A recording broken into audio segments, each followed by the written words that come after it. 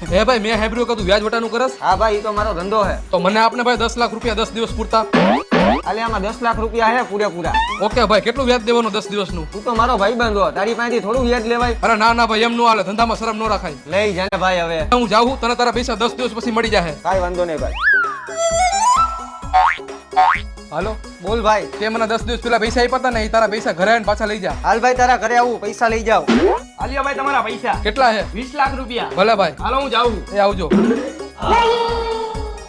હાલે ભાઈ તારા 10 લાખ રૂપિયા. ભાઈ ઈ બધું તો વાંધો નહીં, પણ ઓલું કોણ હતું? ઈ ભાઈ પૈસા ડબલ કરે છે. તે મને જે 10 લાખ રૂપિયા આપ્યા હતા ને 10 દિવસ પહેલા, પછી મેં ઈ ભાઈને આપ્યા, પછી ઈ ભાઈ મને ડબલ કરીને 20 લાખ રૂપિયા આપ્યા. મારે પૈસા ડબલ કરાવવા હે, આલે કરાવી દે ને. થઈ જાય ભાઈ તારા પૈસા ડબલ, પણ મારું 1 લાખ રૂપિયા કમિશન થાહે. અરે ભાઈ, મેં તને પૈસા આપ્યા ત્યારે મેં તો તારું વ્યાજ નતું લીધું. એલા ભાઈ તું તારા ધંધામાં શરમ રાખેસ, પણ હું નથી રાખતો.